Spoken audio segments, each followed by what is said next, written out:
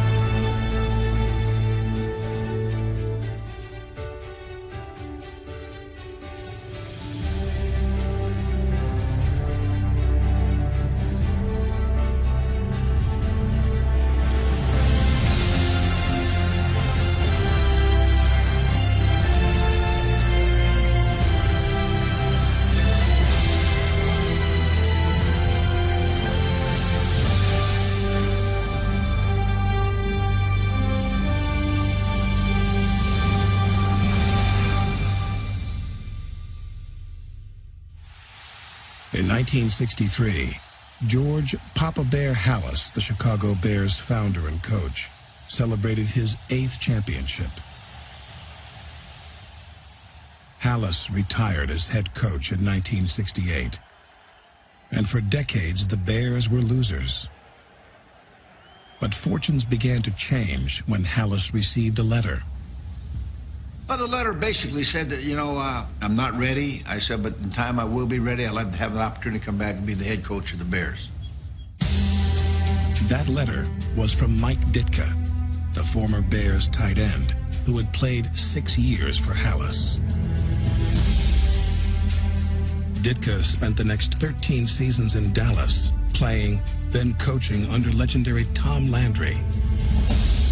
By 1982, Ditka was ready to be a head coach, and Halas needed one.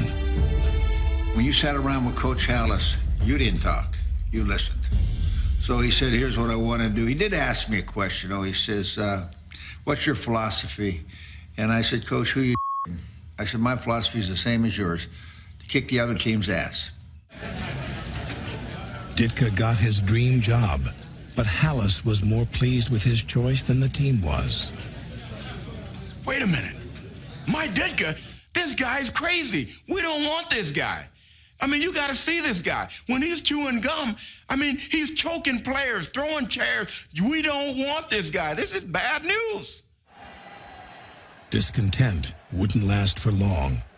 Neither would many on the current roster.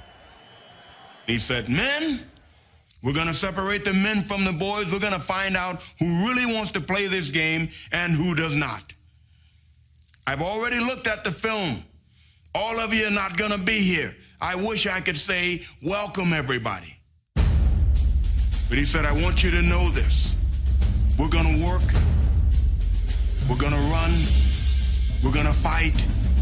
And when it's all said and done, if you walk with me, if you believe in me, in 3 years, we'll go to the dance. And I thought to myself right then, I said, you know what? That's the guy we need. That's the guy we're looking for. Cut! Defensive coordinator Buddy Ryan had been there for 5 years. He thought the Bears already had the right man.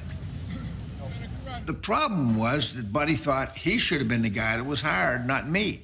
So that always was a problem with him. It wasn't a problem with me because I was fulfilling a lifetime ambition.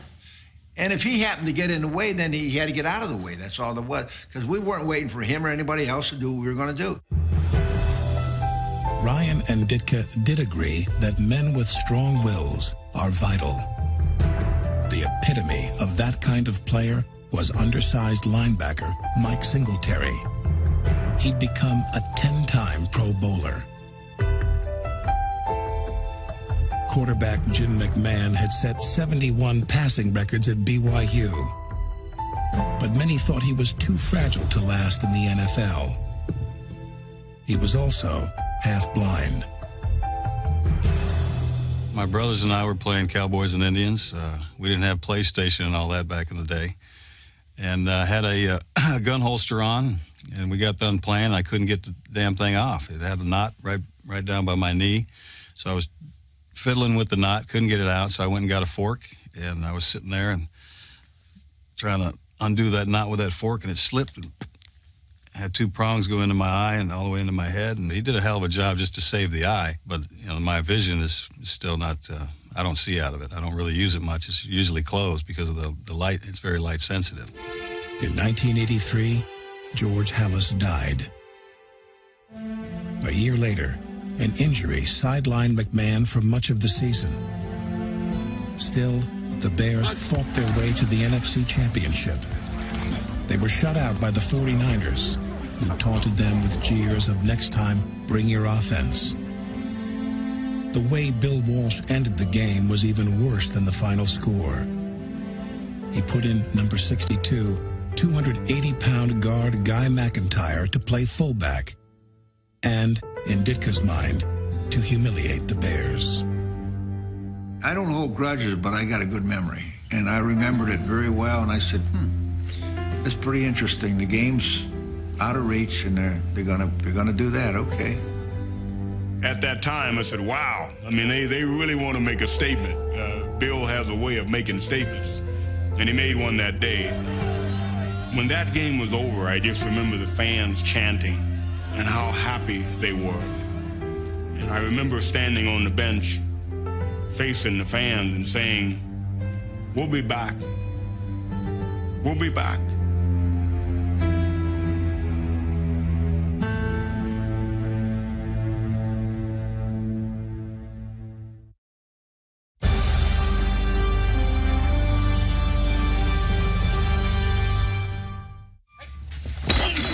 In 1985, after 10 punishing seasons, running back Walter Payton was still in superb shape. The Bears' first-round pick, defensive tackle William the Refrigerator Perry, was not. He was quite round. I remember that. I mean, just, his weight for his height, he's not very tall. I mean, maybe a little bit taller than I am, but the shape, it was just, it was round. He lined up on him, just let him have him. It's easier. Buddy Ryan was unimpressed by Perry and called him a wasted draft pick. Like Perry, Chicago's defense seemed confused early in 1985.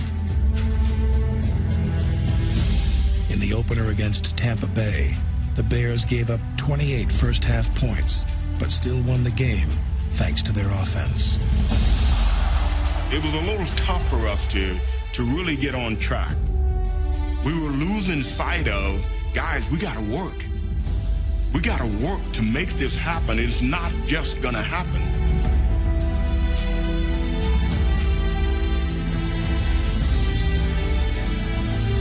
Even though the defense struggled in the first 5 games, Chicago won them all despite trailing at halftime in 3 of them.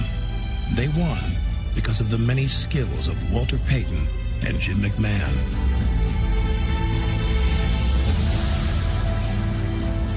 The most memorable comeback took place in Week 3. The Vikings were rolling while Jim McMahon sat out with a sore back. The more the Bears fell behind, the better his back felt. I said, Mike, if you need me, I can play. Oh, you're not playing. So. Oh, put me in. Come on, I'm okay. I said, Jim, you haven't practiced one down. You haven't thrown a ball all week. I was cussing at him, but I said, you're up, Mike. We're going to lose this. And the guy was driving me nuts. I mean, he absolutely driving me nuts. Come on. So finally, I'm such a genius, I put him in. And Jim McMahon is on, the quarterback for the Chicago Bears. Spent 2 nights at Lake Forest Hospital for back spasms up near his neck. And he's on to try to revive the Bears offense. Had a few painkillers in me, and I was a little wobbly. I almost fell right on my face as I got the snap. They got a blitz on. The only reason the play gets off, the only reason it gets off, is Payton gets a piece of 2 guys. He blocks one and gets a piece of the second one. As I straightened up, as I caught my balance, I just happened to look downfield. And then bang. I mean, he ain't in the game 9 seconds. We got a touchdown. Willie goes is out there, makes the over the shoulder catch to the 30, to the 25, 20, 15, 10, 5. Touchdown! I came off the field, and Mike started yelling, "What did you call?" I said, "Hey, I called the screen pass." He said, "Why'd you throw it to Willie?" I said, "Because he was open." He said, "What are you bitching at? We just scored." From there, magic happened. McMahon fired touchdown passes on his first 2 throws, 3 in 7 minutes. The McMahon-led comeback became known as the Viking Miracle.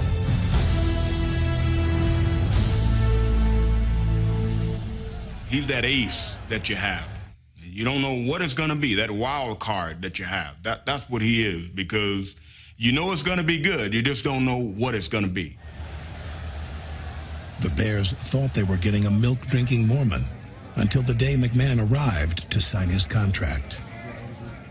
They still make a stink about me getting out of the limo with a beer in my hand. But, I was 22 years old. I'd just taken a 3.5-hour flight. I was a little thirsty, so I had a beer, big deal. They called him the Punky QB and Mad Mac, but on the field, he was decisive and shrewd. McMahon often changed the plays that were sent in. It led to easy touchdowns and stern lectures from Mike Ditka. But McMahon never backed down, never hesitated to run, and never slid feet first. By 1985, it was no longer his head coach he was banging heads with. It's just something we started doing, and it was fun. You're all keyed up after a score anyway. I wanted to hit somebody, so I started hitting my guys. They kind of liked it too, I think. The Bears were 5-0. Next up, a return trip to San Francisco, site of their playoff loss the year before.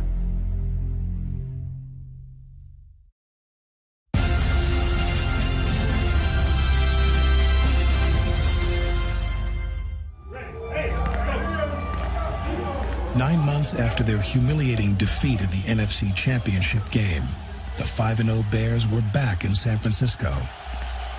That was payback time for that. That was when the Bears said, "Okay, we're gonna either put up or shut up." That's all.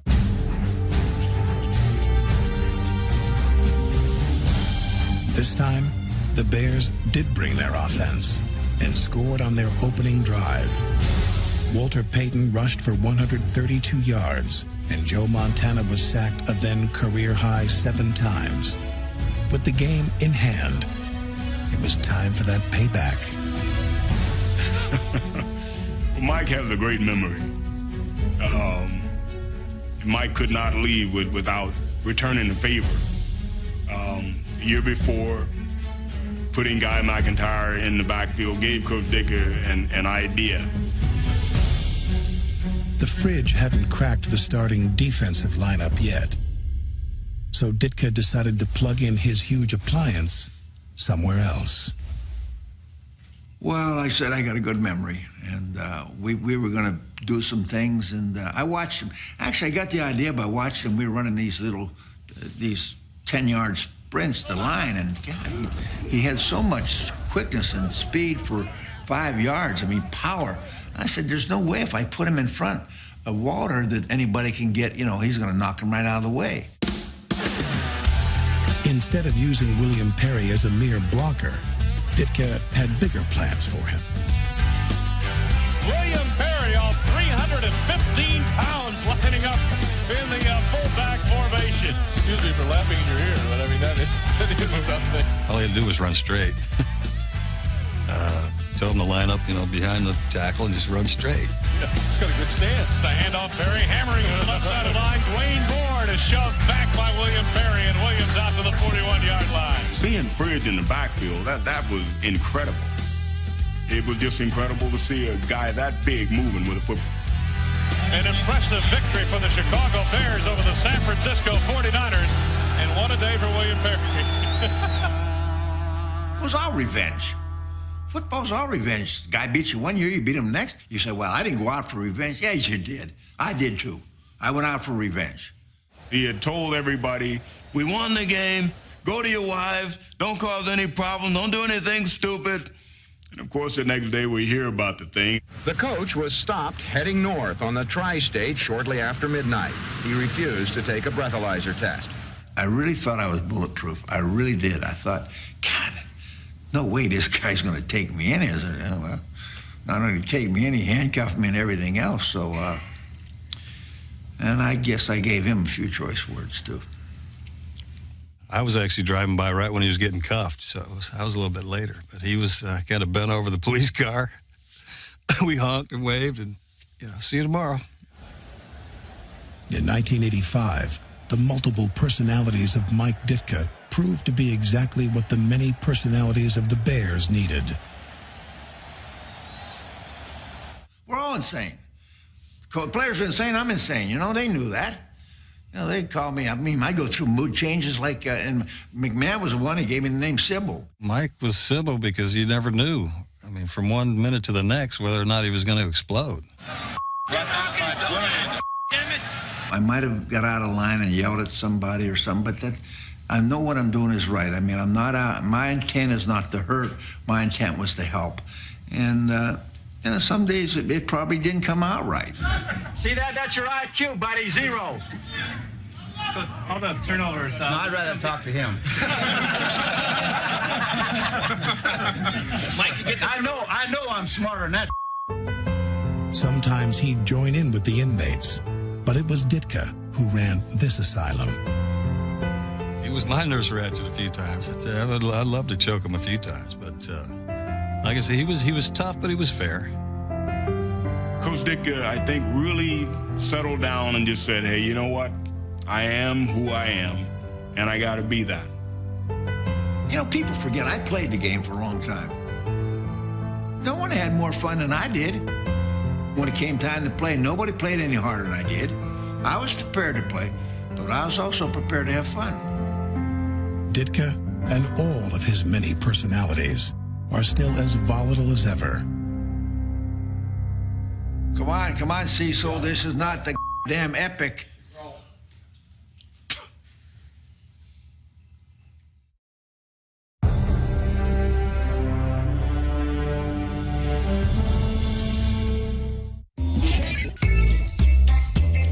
William Perry's offensive debut in San Francisco was just the beginning.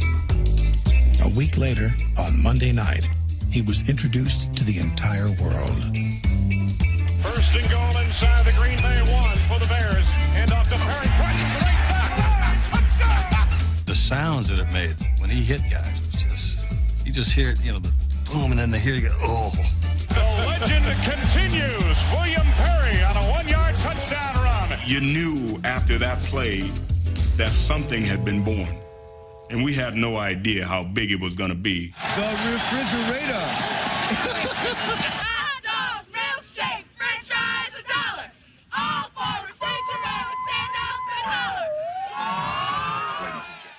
Perry's biggest cheerleader was the man who had created him in the first place. It became an obsession with me to find ways to use Fridge. I wanted to use him as a receiver and a thrower and a blocker and a runner and everything. So, and you know, the team had fun with it. You know, he can throw the football.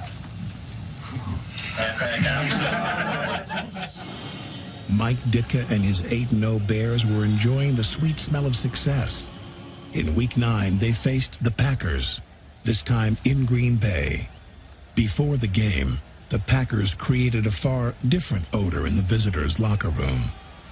They opened my locker, and there's a big bag of horse manure in there, and nice walking into the locker room that early in the morning and smelling that. You know what the hell? And I showed the team. Yeah, it stunk up the whole locker room. And I said, this is what they think of us. And we went out and kicked their ass again. Not surprisingly, it was Chicago's real ball carrier, Walter Payton, who was the star of the game. In 1985, the Bears took care of the serious business of winning and had fun at the same time. McMahon fakes the handoff, fires the right side.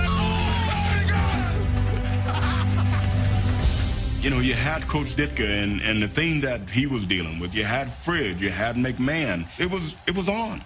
It was controlled chaos every day. The Bears were now celebrities. Everybody loved them. The phones were ringing off the hook. Well, it was very much like a high-pitched or a high squeaky voice. Oh, Coach Ditka, you know, I'm Yolanda and I'm waiting down at the motel for you. Will you come down and see me tonight? And this went on for about a week. And, of course, I never went. See, people always thought I went. I never went. That was the big thing. So one day I'm out on a practice field and I'm standing basically like this watching, and I hear a voice behind me says, oh, Coach Ditka, you look so cute. Will you meet me at the hotel? It's Walter. I think we were just a group of guys that came together at a point in time that really loved the game and really loved each other. We had so much passion for the game and so much pride in what we did. In Week 11 in Dallas, the Bears played more passionately than ever. It was the student versus the teacher. Tom Landry always understood that Coach Ditka respected him. We wanted to play as hard and as physical as we possibly could, but we wanted to do it with class. I mean, they were America's team. It changed in a big way that day. White backpedals underneath his crossbar, fires right down the ball, tipped in the air by Hampton, picked up by Dick, spin to the end zone, touchdown!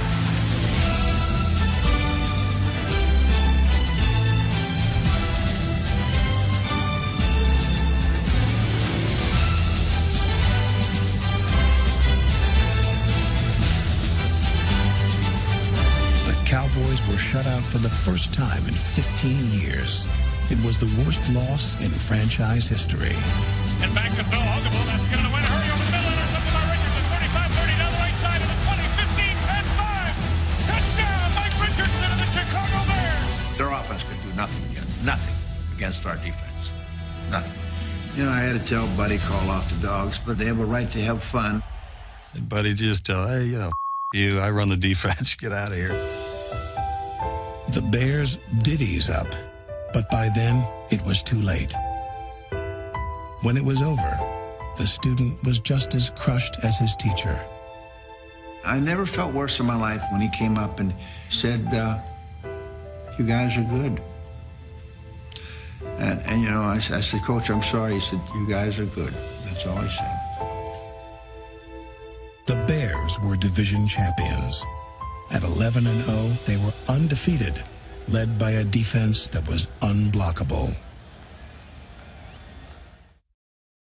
The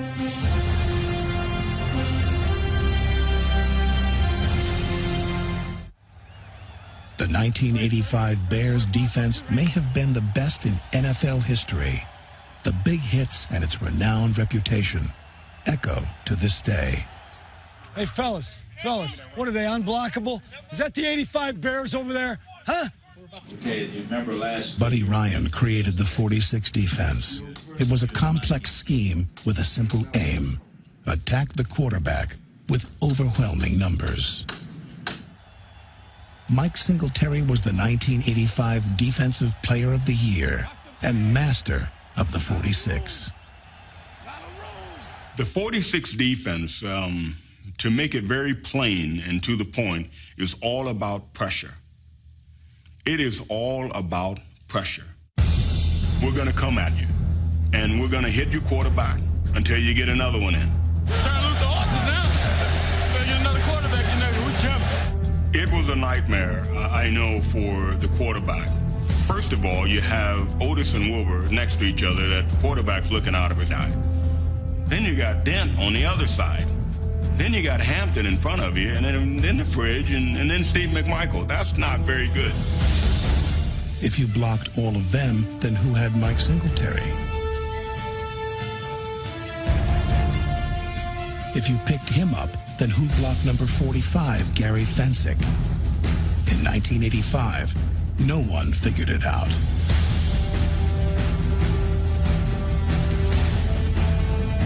We're going to keep coming, and we're going to keep you guessing, and we're going to keep you thinking. We're not ducking and dodging. We're going to have fun, because the 46 defense was as physical and as nasty as you want to get.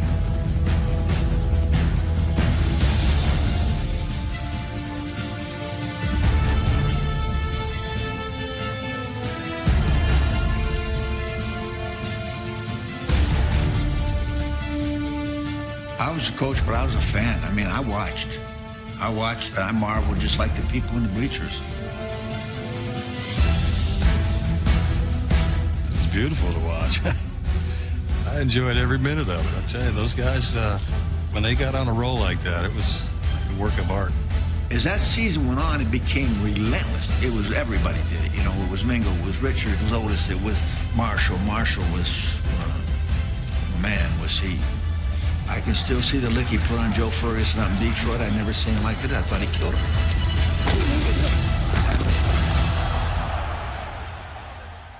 I'm looking at Wilbur and I'm looking at Otis, and those guys are just barking. Mike, man, I'm going to kill him. Wilbur, I'm going to get there first. Dent was saying, no, I'm getting there first. And it was going on, and Hampton was saying, no, I'm getting there first. And I'm looking at these guys, and I'm saying, wait. The guy is bleeding. The guy is bleeding at the mouth. The guy is bleeding at the nose. You don't have to kill the guy. We don't care. He's the quarterback. We're going to get him. That's what we do. In a 3-game stretch in November, the Bears' defense scored more points than it gave up. The fridge soared to new heights, and with McMahon sidelined, Walter Payton carried them, rushing for 100 yards in a record 9 straight games. Chicago was 12-0 and headed for a Monday night showdown in Miami. The Dolphins were determined to end the Bears' streak and preserve the honor of their undefeated 72 team. Well, needless to say, there was something different about that game. And there were some things happened that night that were really strange. I mean, balls ricocheting off guys' heads and flying in the receiver's hands, and you couldn't buy a break. It was like a nightmare when something is happening and you're in the middle of it and you're thinking, this can't be happening. Please let this be a dream.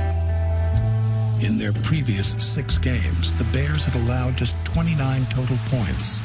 The Dolphins had 31 by halftime. Coach Ditka comes in and says, hey, you guys better make something happen over there. And, of course, Buddy had his words to say to Coach Ditka about, hey, I'm doing this over here. I'm handling this over here. I think I said, put that damn nickel in it and quit being so damn stubborn and stuff like that. And then we almost got in a fight, that's all. And there might have been a swing or two. I didn't see it, so. But there was a lot of yelling in the back room. Pushing, shoving, players jumped in the way of it, and that was about it. And, I haven't gotten a Christmas card from him since.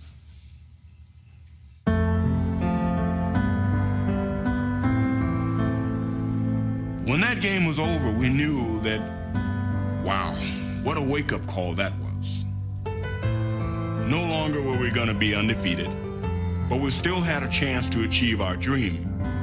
We came back together with a renewed focus, and we kept that focus all the way to the Super Bowl.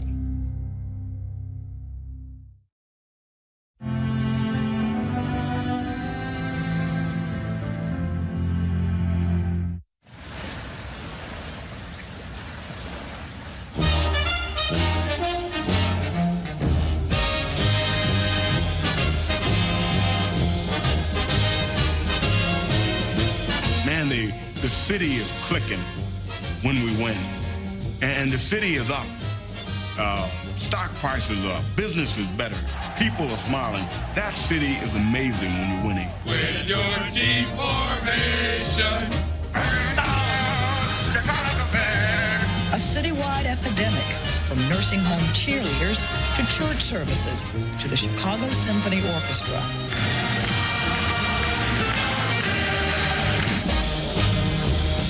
People were, hey, man, you guys keep it up. This is great. You guys are going all the way. You know, those types of things. That's what happens in Chicago. Should we give them the finger?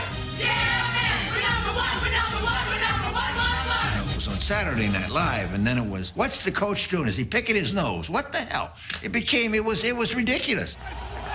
In the postseason, it became serious. The 15-1 Bears had earned home field advantage throughout the playoffs. Started with good tempo now. Be smart. Let's go down. Let's pin him in. Let the defense go to work. Against the Giants, the first big play didn't come from the defense or the offense. It came from a sudden gust of wind off Lake Michigan. Bears will get good field position. Oh, he missed this. This is the football. He missed it. Inside the field. It's Sean Gale. I've never seen a punt missed. So he just missed the punt. He missed the ball. Maybe it was the wind in Soldier Field. Maybe it was the gods above. I don't know what it was. It's pretty amazing how the wind just took it. And the next thing I know, Sean Gill had it in the end zone. Woo, woo, woo, woo. The Bears' defense was as cold-hearted as the weather. Richard Dent was a raging one-man storm.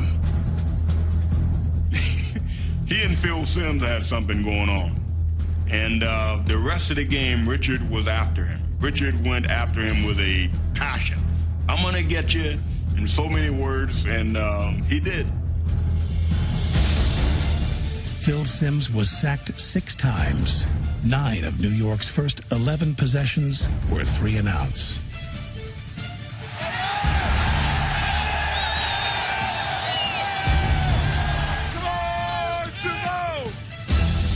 Shotgun formation for the Bears. The snap to McMahon. He pop flies the right side of the end zone for McMahon. Touchdown! McMahon back to throw. Pitches the right side. McMahon with a fine dive. The Bears won 21-0. They were 1 win away from the Super Bowl. This is not the end of the road. I mean, there's work to be done. There's miles to go. That's the way the poem goes. We've got a little way to go yet. The NFC Championship game would be waged in the cold by polar opposites. Well, I told the team, I said, they're the Smiths. They live out there in California. They're the rich people. They have all this Hollywood stuff. I said, we're the Grabowskis. We're the working class. I said, we're the guys that take the lunch bucket to work. You know, the wives make the sandwiches. We come home. You know, and I said, we said it's going to be that. It's going to be them against us in that manner. Why don't they put a dome over this place? One thing, kick ass, let everything hang out.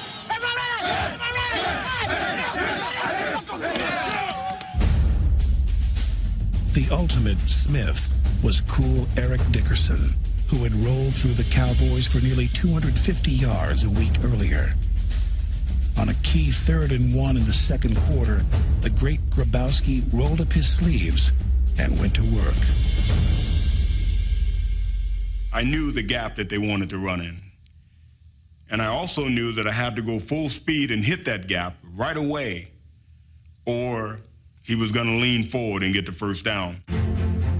The play that I had anticipated happened, and I knew, here it is. Dickerson, the tail backhand off Dickerson. He's hit by Singletary. Stacked up at the line of scrimmage. Mike Singletary, he read it beautifully. I mean, he just hit him just perfectly. Caught him where he didn't have any way to get away, and that changed everything. Ryan's 46 defense held Dickerson to 46 yards.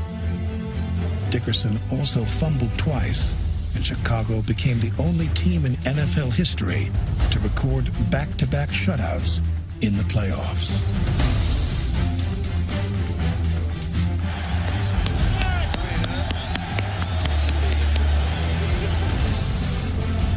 Jim McMahon ran for a touchdown and threw for another. McMahon rolling left, looking to deal. He fires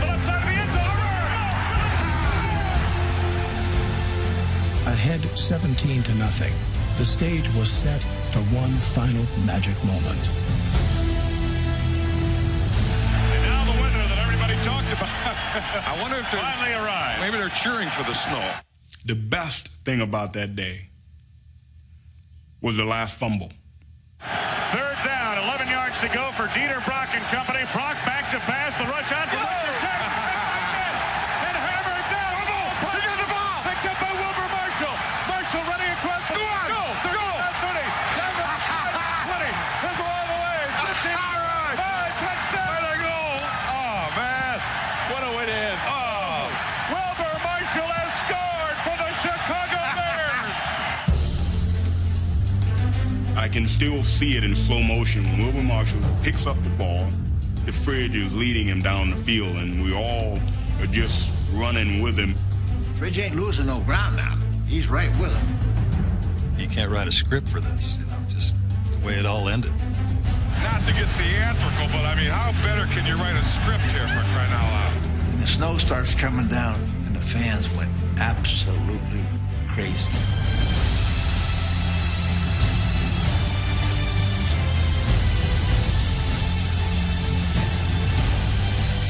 The Bears were going to their first Super Bowl.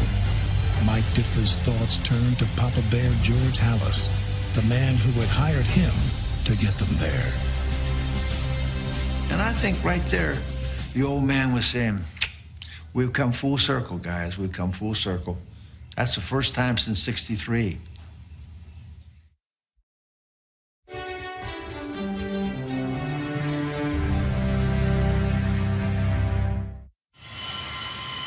The Fridge wasn't the biggest news story circulating around Bourbon Street at Super Bowl 20. It was Jim McMahon's rear end that he had bruised in the win over the Rams. Well, all week, all we were talking about is my ass. So, how's your ass? How's your ass? How this helicopter kept buzzing the field, And, we're doing these toe touches. I figured, what the hell? You want to see my ass? I'll show you my ass. So I just dropped trout and let them see the mosaic I had back there. Wasn't a big deal. I was just letting them know where it hurt. I tell you what he did. He deflected a lot of the attention to himself down there and took it off the team. The focus was then on Buddy Ryan, who was leaving to become the Eagles' head coach. On Super Bowl Eve, he bid a tearful goodbye to his players. After Buddy said, "You'll always be my heroes," and he walked out, Steve McMichael got up immediately and got the chair and threw it through the blackboard. And it broke my heart. It really did, because I love Buddy. When Super Bowl Sunday finally arrived, Mike Singletary thought about the coach who was leaving and the head coach who had made good on his promise. And all I could think about was 3 years ago, this man walked in the room and said, "If you just stand with me, if you just believe in me, we'll be at the dance in 3 years." And here we were. There was never a doubt in my mind that we were going to win that game. It was just a matter of how many points. One of the most dominant defenses ever saved its best for last. The snap to Grogan, the blitz is on, over the left side, he goes. Those guys, they did look like a bunch of mad dogs in that game. I mean, it looked like they almost were, that they had a contest to see who got to the quarterback. MVP Richard Dent led a history-making defense that had 7 sacks and allowed just 7 rushing yards. In the third quarter, the Patriots had minus yards.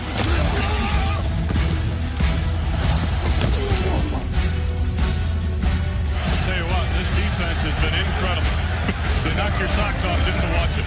Total decimation of the AFC champion New England Patriots. Like New England's quarterbacks, there was no escape for Walter Payton. On the game's greatest stage, Chicago's greatest player was a marked man. Wherever Walter went, they were sure going to keep an eye on him. And that was their focus, which they did a nice job, but they forgot about everybody else. We ran a play-action pass. I mean, as soon as I faked the ball to Walter, you see in the film, there's 5, 6 guys heading his way, and the Willie's just running straight up the gut. And had I thrown it half a yard further, he might have taken it 96. Payton's mere presence allowed others to shine. Set up. Matt Suhey was one of 6 different Bears to score. McMahon scored twice, but the keyed up and keyed on Payton never found the end zone.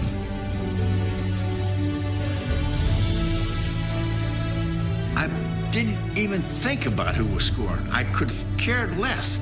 But if I would have known what it meant to Walter, of course, I would have given it to him 8 times in a row. Wouldn't have mattered. But my mind wasn't going that way. Should have been going that way? Probably. But it wasn't. So, you fault me. That's the biggest regret I have. Eventually, even Payton, along with thousands of frozen fans back in Chicago, fixed their gaze on the fridge. He just grabbed everything. It was kind of almost a toss to him because I got tired of getting my arm yanked out of socket. First and goal from the 1-yard line. Hand off to the Perry. Yes, William Perry has scored on a 1-yard touchdown run in the Super Bowl. It was coming together with a group of men, and we did it. I'm a world champion. I'm the best there is. From the start of the season, the Bears won in their own unique way. At the end, it was no different. They carried off not 1, but 2 coaches. I'll be happy to say that I didn't carry either one off. I love them both. And no, I'm not going to do that. No, you know what? I'm going to walk in between them, and we're going to walk all the way to the locker room. While Ditka and Ryan were carried off separately, both will always walk side by side in history. How many Super Bowls did I win after Buddy left? Now, how many did he win after he left me? None. So maybe we were better together than we were apart. 500,000 braved a minus 25-degree wind chill to celebrate. For one brilliant season, the Bears shined like no other. Then, like a comet, they were gone. In 1987, the great Walter Payton retired.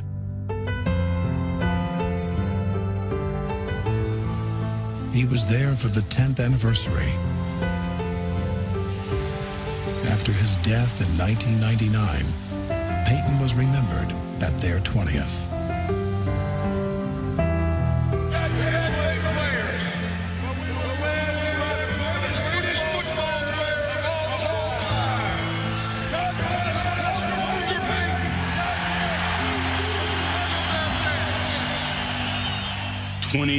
Years later, still have people say, what a year that was. What a year that was. And even more importantly, to hear the players say, man, we were special, weren't we? Didn't we do something? The team, the coaches, players, they made me a better man. And I'm thankful for that. It was a pleasure playing with those guys I played with. We had a lot of fun. We laughed. It was just enjoyable to do those things that we did with those guys that we had. Well, I've always said that was the greatest group of characters that had character, and they had a lot of character, that I've ever been around. I know that when you win, it means a lot to wear a Super Bowl ring and say you're the world champion, but God, those guys had a lot of fun doing it.